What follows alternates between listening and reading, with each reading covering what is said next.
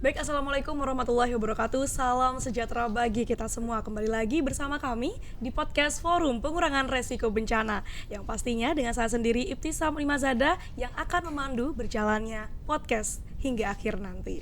Yang pastinya kurang nih ya rasanya kalau kita belum kenalan dengan narasumber kita yang luar biasa pada hari ini. Nah, kita sapa dulu ya satu persatu karena ini ada banyak banget nih narasumber kita pada hari ini yang pastinya lebih semangat lagi. Ya, silakan untuk Bapak. Ya, oke. Nama gitu ya. Iya.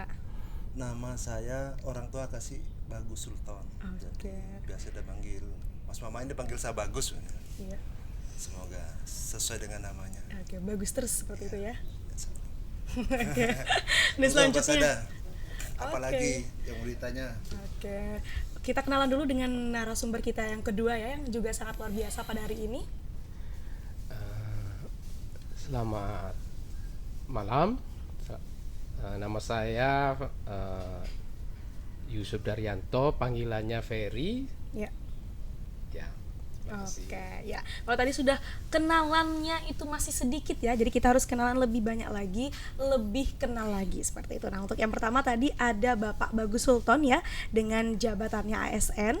Nah, nama panggilannya tadi nih sesuai dengan nama yang diberikan oleh orang tuanya ya, dan doa pastinya ya, ini bagus. Seperti itu ya Pak ya. Amin. Oke. Nah, dari Permata Selong Blok D ya, nomor 26 dengan lembaga yang telah diduduki pada saat ini yakni Lembaga Dakwah Islam Indonesia. Nah, jabatan di lembaga Wakil Ketua DPD LDII Kabupaten Sampang. Nah, lembaganya lahir pada tanggal 3 bulan Januari tahun 1972. Nah, untuk lebih tahu lagi nih ya teman-teman, pada narasumber kita yang kedua kita perlu bacakan CV-nya juga, yakni atas nama Bapak Ferry Yusuf Darjanto dari anggota FKUB dan Bamak. Nah, akrab dipanggil Pak Ferry ya, dari Selong Permai juga, berarti tetanggaan ya Pak ya? Bareng nggak tadi nih berangkatnya? Enggak, Bang. Enggak bareng, beda. Oke. Saya datang duluan. Oke, iya ya. Kelihatan disiplinnya ya berarti ya kalau udah duluan nih. Oke, aktivitas yang terkait dengan isu kebencanaan pastinya di kemanusiaan terkait dengan jabatannya yakni anggota FKUB dan Bamak. Nah, pastinya kita akan kupas tuntas sesuai tema kita yakni cintai dan sayangi lingkungan tanpa syarat. Aduh, kalau udah dari temanya ini berat banget ya. Ini kita mau kupas dari mana dulu ya pastinya. Nah, yang pastinya dari pertama dulu kita harus mengenal orangnya sudah ya tadi. Nah, dilanjut dengan mengenal apa sih yang sekarang telah diduduki. Yang pertama pastinya dari Pak Bagus dulu nih, LDII itu apa sih Pak? Ya. Kami dari Lembaga Dakwah Islam Indonesia, salah satu organisasi kemasyarakatan Ya. yang bergerak di bidang keagamaan yang ada di Nusantara ini. Jadi sejak lahir pada Januari 1972 itu, Ya. jadi kita mengadakan penguatan-penguatan terutama di bidang keagamaan. Ya. Cuman dalam perkembangannya kita oleh DPP diberi tugas untuk memberikan kontribusi nyata Oke. kepada bangsa dan masyarakat ini. Saya bacakan ya. Oke, siap, Jadi, silakan. Ini udah kita sangat punya siap. 8 tugas sebenarnya yang harus kita lakukan. Jadi ormas kita itu gak hanya ngaji aja, jadi juga harus ngasih kontribusi pada masyarakat. Satu, di bidang kebangsaan. Ya. Kedua, bidang dakwah. 3, bidang pendidikan. 4, bidang pangan dan lingkungan hidup. 5, bidang ekonomi syariah. Yang keenam, bidang kesehatan alami. Yang ketujuh, bidang teknologi digital. Dan 8, bidang energi terbarukan. Jadi pada saat kita diundang oleh FPRB ini pas dengan tugas kita yang keempat terkait isu lingkungan ini. Jadi terkait itu sebenarnya kita sudah pernah mengadakan aksi sebelum ada FPRB. Kita pernah melakukan penanaman mangrove di Pantai Tatan itu. Kita tanam. Cuman setelah sekian lama, lokasi yang kita tanam itu sekarang tumbuh subur, bangunan beton di sana. Jadi gimana gitu perasaan kita. Nah, jadi dalam perkembangannya kemudian kita diundang oleh PRB terkait aksi bulan kemarin untuk penanaman 20.000.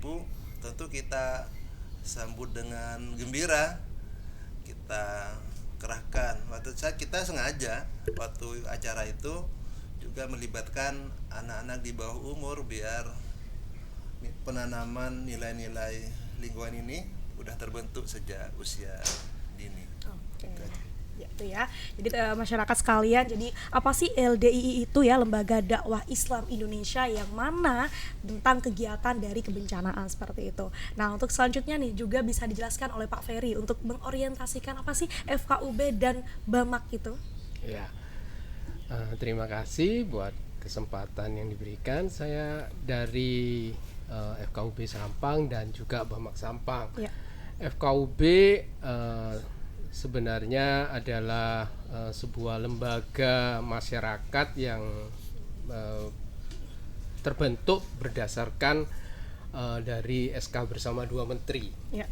di mana FKUB sebagai bagian dari penguatan masyarakat terutama tokoh-tokoh agama untuk menjembatani kerukunan antar umat beragama. Ya. Jadi FKUB itu fungsinya seperti itu. Jadi di dalam FKUB terdapat ada unsur agama Islam, agama Kristen, agama Katolik, agama Buddha, Hindu, dan pokoknya ada 6 agama yang diakui di negara ini, maka dia ada begitu di dalam kepengurusan FKUB itu. Dan kebetulan saya menjadi anggotanya. Sementara kalau BAMAK itu Badan Musyawarah Antar Gereja. BAMAK ini jadi terdiri dari berbagai gereja yang kemudian bersatu di dalam satu organisasi yang namanya BAMAK. Ya. Jadi BAMAK ini terdiri dari unsur berbagai gereja yang ada begitu. Ya, kita berkegiatannya kalau FKUB berkegiatannya untuk membangun relasi ya antar agama kalau FKUB. Nah, kalau BAMAK ini kita sebagai orang Kristen terutama di Kota Sampang ini berusaha untuk ikut juga begitu ya, berpartisipasi membangun kota ini, membantu kota ini, baik itu di dalam segi pemikiran, di dalam segi dana dan tenaga begitu, untuk membantu pemerintah di kota ini dalam membangun masyarakat, dalam membangun ya dalam segala hal yang bisa kita kerjakan.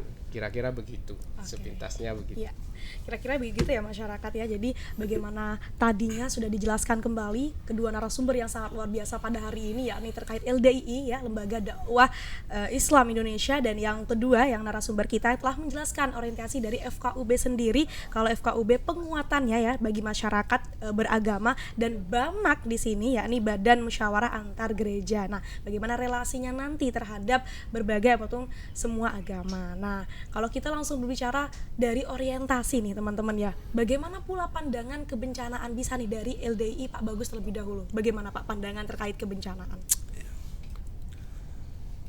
Dari tinjauan syar'i, tentu ajaran agama kita mengajarkan banyak sekali tentang tanggung jawab sosial kita.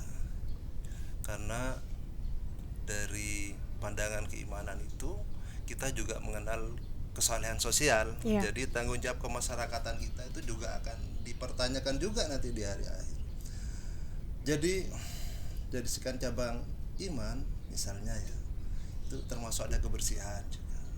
Kemudian ada dalil-dalil kewajiban kita menjaga tanaman, larangan memotong pohon. Itu banyak sekali. Kalau kita ungkap tentu banyak. Jadi itu agar tidak menjadi sebatas catatan di buku-buku yang kita pelajari.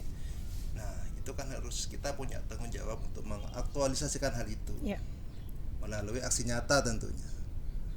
Dan cuman pelaksanaan itu tentu ada ada hambatan dan kendala, misalnya kesadaran masyarakat, terus ada pihak-pihak yang merasa dirugikan dengan aktivitas kita misalnya, karena kepentingan masyarakat itu kan beraneka ragam. Ya, benar sekali. Nah, jadi ini perlu komunikasi bersama, karena jangankan IPRB ini, pemerintah saja tidak mampu menangani persoalan lingkungan ini sendirian. Jadi semua stakeholder harus duduk bareng, harus duduk bersama untuk menyamakan pendapat, untuk menyatukan langkah ini ke depan seperti apa. Oke. Dari itu ya, teman-teman sekalian pula, dari masyarakat pula, bagaimana kita bisa mengetahui bagaimana pula tadinya ada sebenarnya hal kecil, dalil-dalil yang mungkin dilarang nih, jadi motong tumbuhan ataupun tanaman tuh ada nih beberapa alurnya, seperti tidak yang sembarangan potong. Itu hal kecil sebenarnya kalau kita lihat ataupun kita dengar, namun kadang memang sangat susah kita lakukan itu. Nah, namun dari FKUB sendiri ya, ataupun Pak Ferry di sini, bagaimana nih kalau dari Bamak sendiri mengenai pandangan kebencanaan? Ya, dari segi saya dari Kristen Protestan, jadi saya ambil dari sisi Kristen Protestan ya. Walaupun sebenarnya Katolik mungkin ya sama juga begitu ya, cara pandangnya akan sama. Saya teringat di dalam Alkitab itu, di kitab Kejadian itu, di mana ketika Tuhan pertama kali menciptakan bumi, mulai dari terang, kemudian memisahkan lautan dan sebagainya sampai hari ke-6 begitu, sampai kemudian manusia diciptakan, kemudian hari ke-7 Tuhan berhenti, dan kemudian Tuhan memberkati semua ciptaannya, dan di situ Tuhan memberikan perintah kepada manusia, peliharalah bumi dan beranak cuculah begitu. Nah, dari perintah itu maka kita bisa mengambil pelajaran bahwa apa yang sudah diciptakan Tuhan itu sudah diserahkan kepada manusia, dan manusia diberi tanggung jawab untuk mengelolanya dan memberi nama, mengelolanya, memelihara begitu ya. Sehingga apa yang sudah diberikan Tuhan kepercayaan itu seharusnya kita jalankan begitu. Kalau kita memang merasa kita orang-orang ciptaan Tuhan, logikanya kan begitu. Nah, makanya itu kita di dalam agama Kristen, kita selalu menekankan kepada, terutama mulai dari kecil, anak-anak kecil, kita mengenalnya itu anak-anak sekolah minggu begitu ya. Itu kita mendidik mereka agar yang paling sederhana aja, jangan buang sampah sembarangan begitu ya, jangan buang sampah sembarangan. Nah, dari situ kita mulai mengajarkan, kalau kita mendidiknya dari kecil itu nanti akan menjadi sebuah kebiasaan gitu. Nah, jadi memang di dalam kekristenan sendiri pun dari awal, dari penciptaan Tuhan itu sudah memang kita di orang-orang Kristen sudah diberi pengetahuan, pendidikan bahwa alam ciptaan itu tanggung jawabnya manusia. Jadi manusialah yang harus bertanggung jawab dan memelihara, mengelolanya bagaimana begitu. Kira-kira begitu. Oke, benar sekali ya. Jadi bukan hanya kita yang mungkin nih diberikan amanah untuk menjaga, memelihara, ya merawat, tapi tidak kita lakukan seperti itu ya. Nah, juga nih teman-teman sekalian, sesuai dengan tema kita. Jadi kalau saya dengar ataupun melihat dari jawaban yang sudah dipaparkan tadi, sangat jelas sebenarnya, yakni sesuai dengan tema cintai dan sayangi lingkungan tanpa syarat. Jadi bukan berarti narasumber yang telah datang pada hari ini sudah memberikan pencerahan maupun bagaimana nantinya membuka kembali ya jendela yang lebih luas pada masyarakat sekalian, bahwasannya kita menjaga lingkungan enggak berarti harus ada syarat gitu ya, harus agama yang seperti ini gitu ya. Jadi memang harus semuanya. Kalau tadi ada dalil, ada Alkitab, jadi ketemulah di sini ya bahwasannya memang mempunyai prinsip yang berbeda namun sama. Jadi benar-benar yang positif. Nah, namun kalau kita bicara positif nih ya dari kegiatan-kegiatan tersebut, nah melihat isu kebencanaannya, bagaimana untuk dapatnya mencegah hal tersebut nih dari Pak Ferry mungkin sekarang? Ya, Seperti yang saya tadi katakan, kita memulainya dari anak-anak kecil ya. Jadi kita ada yang namanya anak-anak sekolah minggu. Jadi setiap minggu pagi itu ada kita memberi pendidikan kepada anak-anak. Nah, di dalam pendidikan itu kita memasukkan nilai-nilai mencintai alam, mencintai lingkungan, peduli terhadap sesama, peduli terhadap lingkungan. Gitu. Jadi dari kecil anak-anak itu kita didik supaya mereka tidak egois, tetapi mulai memperhatikan begitu sesama, lingkungan, alam dan sebagainya. Sehingga ketika mereka nanti besar, mereka mulai bermasyarakat, mereka mulai berada di dalam lingkungannya. Mereka sudah tidak lagi menjadi manusia yang egois, tetapi menjadi manusia yang peduli. Itu harapannya begitu. Nah, selain kegiatan itu nih mungkin Pak Ferry ada lagi, jadi bukan hanya di sekolah minggu saja mungkin, jadi memang ada suatu forum, nah termasuk FKUB maupun BAMAK ini yang memang mempelajari selain dari itu. Kalau FKUB selama ini kita memang arahnya memang bukan ke lingkungan ya, tapi kalau BAMAK ada begitu ya. Kalau BAMAK ada, kalau FKUB selama ini memang tidak berfokus kepada itu, tetapi dia berfokus memang kepada kerukunan antar umat beragama. Walaupun sempat waktu penanaman mangrove di Poltera itu FKUB juga diundang oleh FPRB. Tetapi kalau BAMAK memang ada kepedulian terhadap lingkungan. Satu contoh misalnya kita mulai dari, ini bukan di sini ya, tetapi kalau kayak satu contoh di Surabaya itu BAMAK Jatim itu, karena kita sebenarnya organisasi BAMAK ini lahirnya dari BAMAK Jatim. Jadi kita bukan secara nasional begitu, enggak, tetapi lahirnya di Jawa Timur sebenarnya, penguatannya di Jawa Timur. Jadi adanya BAMAK itu adanya di Jawa Timur. Nah, kita melakukan satu contoh misalnya waktu Gunung Semeru meletus begitu ya, atau Gunung Kelur meletus, itu kita memberikan bantuan. Satu contoh seperti itu. Lalu kemudian kita juga menanam beberapa pohon di daerah-daerah yang mengalami kekeringan begitu ya. Kita coba bantu dengan cara penanaman begitu. Dan banyak sih sebenarnya hal-hal yang dilakukan di luar sekedar kita memberikan arahan kepada anak-anak sekolah minggu supaya mereka punya jiwa dari kecil untuk peduli terhadap lingkungan. Tetapi BAMAK sendiri secara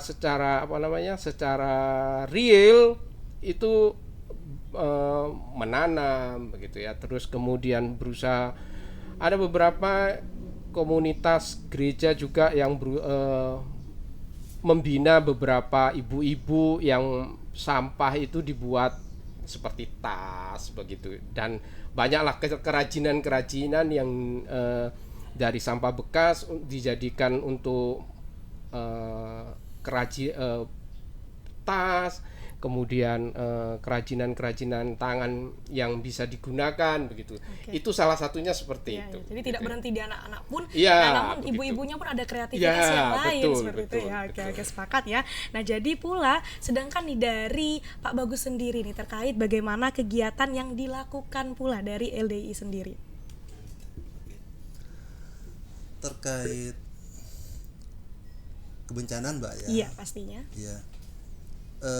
Sebagai ini, saya lahir dan besar di Sampang. Saya ingat di memori saya itu mencatat banjir bandang di Sampang itu tahun 2000, tahun 1991 dan tahun 2001. Itu kata orang banjir bandang. Emang itu pengalaman banjir terbesar yang saya alami. Saya saksikan sendiri. Karena sebelum itu banjir yang di Sampang itu paling nyampe monumen. Itu pun hanya sebatas betis, itu sudah luar biasa. Nah, kemudian memasuki awal-awal tahun 2000 ini kok tiap tahun banjir bandang terus, malah berkali-kali.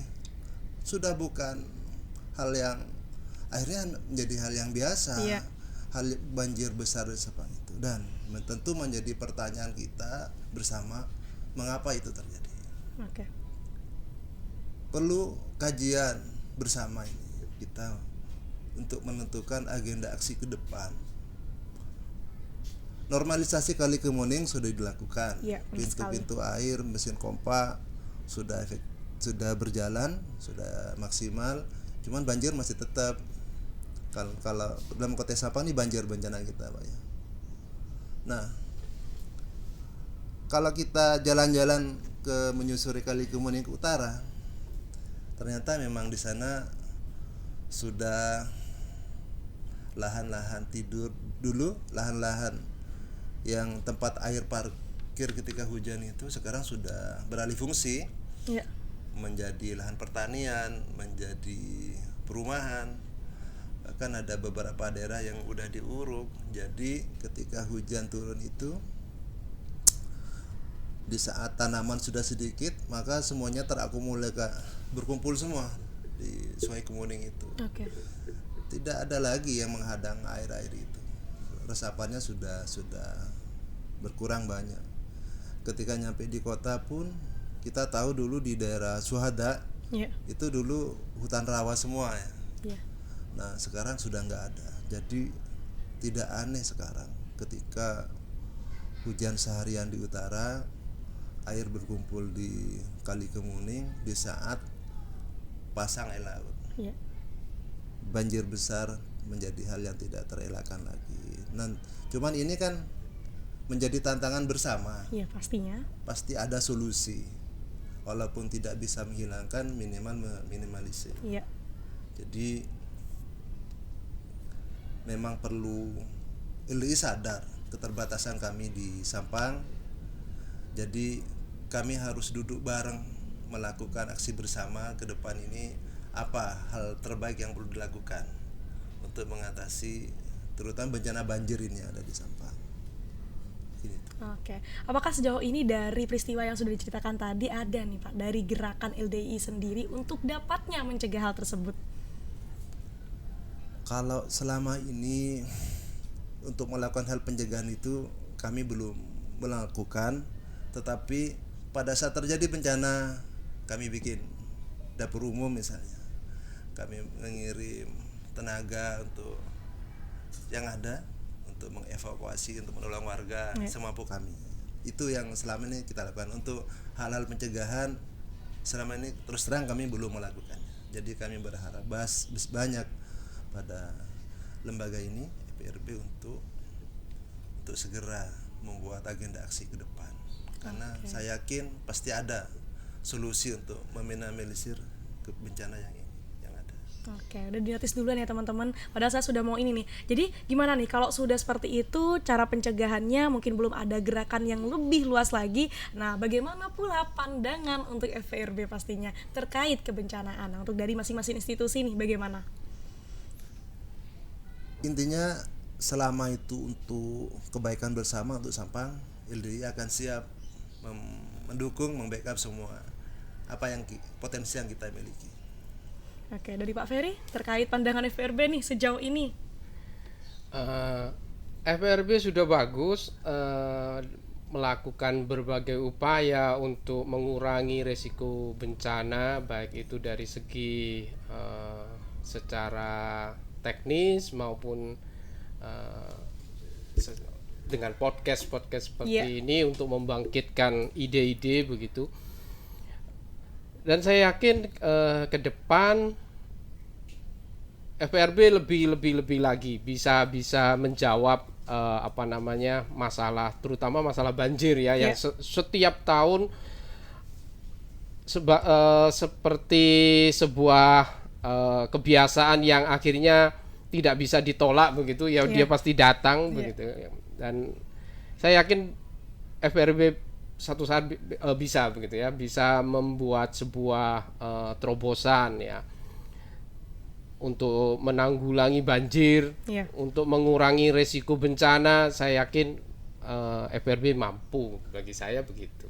Oke, itu ya masyarakat. Jadi bagi kedua institusi yang berbeda ini dapat menjawab bagaimana pandangan terkait ataupun terhadap forum pengurangan risiko bencana yang sejauh ini sudah baik melakukan hal-hal tersebut. Salah satunya nih media sosial, yakni YouTube kami. Nah, jadi teman-teman jangan pernah bosan-bosan untuk menonton podcast kami, karena bukan hanya informasi terkait kebencanaan maupun bagaimana orientasinya, tapi bagaimana pula nantinya kita memberikan informasi terbaru terkait bagaimana kita dapat menyikapi isu kebencanaan. Nah, jadi dari keduanya pun kita bisa juga memberikan pertanyaan kembali terkait jika nih dari sisi keagamaan. Nah, kalau tadi kan orientasi ya, bapak-bapak. Nah, lalu kok bapak-bapak gitu, tapi kan jiwanya terlihat muda kan masih ya, meskipun bapak-bapak gitu kan ya. Nah, oke. Lalu yang kedua tadinya pula bagaimana pandangan untuk FPRB, Forum Pengurangan Risiko Bencana. Nah, yang terakhir ini yakni jika dari sisi keagamaannya itu bagaimana melihat ke kejadian maupun isu kebencanaan hari ini. Bagaimana Pak Bagus sendiri? Ya, kalau kami memandang itu sebagai sebuah kewajiban. Ya. Kewajiban bahwa seorang muslim dituntut untuk terus berbuat baik, beramar ma'ruf nahi mungkar itu. Salah satu implementasinya adalah kepedulian kita terhadap kelangsungan alam semesta ini secara. Itu ya. Masyarakat. Mungkin untuk Pak Ferry. Kami dari umat Kristiani ya di Sampang ini jumlahnya nggak terlalu banyak, memang minoritas seperti itu sangat-sangat minoritas sekali.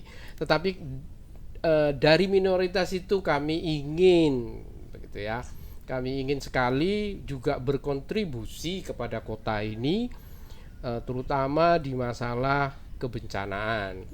Karena itu saya juga selalu mendorong orang-orang Kristen di Kabupaten Sampang untuk ikut terlibat, baik itu mencintai lingkungannya, mencintai kebersihan dan peduli terhadap kebencanaan. Begitu. Terima kasih. Oke, sama-sama. Nah, jadi nih pada masyarakat ya sekalian maupun teman-teman juga, intinya daripada itu dari sisi keagamaan ketemulah kita di titik ini bagaimana nantinya jangan pernah nih ya mencintai lingkungan dengan syarat. Jadi harus tanpa syarat seperti itu. Jadi memang semuanya pun juga bermanfaat bagi kita semua. Kalau tadi nih hal kecil buang sampah loh, buang sampah ini, tapi masih ada saja gitu ya pelaku-pelaku yang masih saja buang sampah sembarangan ataupun nih merawat tanaman. Karena memang ya sudah lah ya, itu bukan tanaman atau tanaman rumah saya, jadi gak mengurus itu gitu. Kalau punya saya, nah itu yang memang harus dikurangi mindset yang seperti itu. Jadi memang harus benar-benar yuk kita bersama-sama rawat dan peliharalah. Nah, sebelum kita tutup nih, pastinya kita harus memberikan sebuah closing statement pada masing-masing narasumber kita pada kali ini. Nah, sekaligus pula harapan untuk lembaganya maupun FPRB sendiri. Silahkan mungkin Pak Bagus lebih dahulu. Oke, harapan kami pada FPRB supaya terus melangkah tidak usah ragu, karena FPRB tentu tidak sendirian. Semua elemen masyarakat yang peduli lingkungan pasti siap untuk bersinergi melakukan aksi nyata demi kebaikan kemaslahatan umat ini. Baik, itu ya. Ya, silakan untuk Pak Ferry sendiri. Untuk masyarakat terutama umat Kristiani yang ada di Kabupaten Sampang yang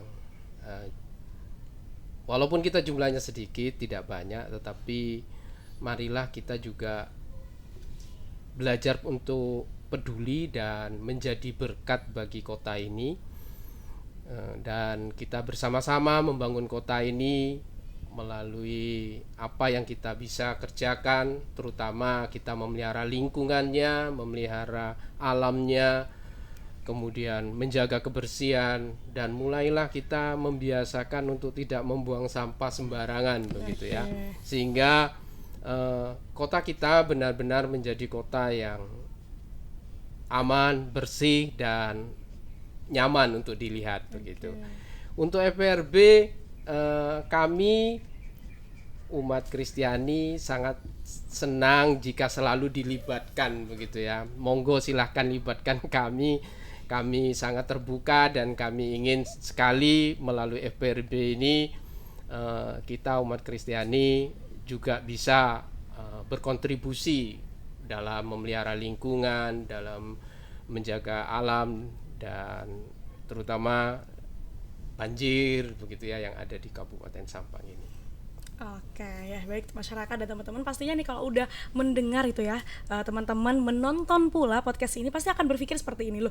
Kok dari tadi bahasnya mungkin banjir ya? Nah, itu hanyalah penekanan kita terhadap masyarakat untuk dapatnya menjaga dan lebih lagi menggalakkan menjadi pelopor pula bagaimana nantinya mengurangi banjir dan lainnya. Nah, sesuai dengan slogan Pula Sampang ya, Sampang Bahari jangan sampai disalahgunakan. Sampang Bahari kadang masyarakat bilangnya banjir setiap hari seperti itu Pak ya. Namun itu ada gitu ya, bahagia, harmonis seperti itu ya, agamis, nah dan lain-lain. Jadi sesuai itu sebenarnya slogannya, jangan sampai dipelesetkan. Nah, sehingga kita bisa berjalan bersama-sama sesuai dengan tema kita yakni cintai dan sayangi lingkungan tanpa syarat. Keduanya pun telah memberikan closing statement maupun harapan yang berbeda namun visinya tetap sama seperti itu ya. Nah, jadi mungkin itu saja yang kami dapat sampaikan di podcast kali ini. Mungkinkah pula terima kasih pada sponsorship maupun supporter yang telah bergabung dengan podcast FPRB ini. Nah, mungkin juga kurang rasanya kalau kita belum berslogan bareng gitu ya. Boleh ya bapak-bapak ya sekalian. Ini saya bilang bapak ya pastinya ya karena memang tapi kalau mungkin masyarakat enggak kok masih kayak kakak-kakak gitu ya. Oke, enggak masalah banget gitu ya. Oke, kalau kita ataupun saya bicara FPRB, salam tangguh, salam kemanusiaan, bisa ya dikepal ya, tangan kanan bisa. Baik, FPRB, salam tangguh, salam kemanusiaan. Terima kasih. Wassalamualaikum warahmatullahi wabarakatuh.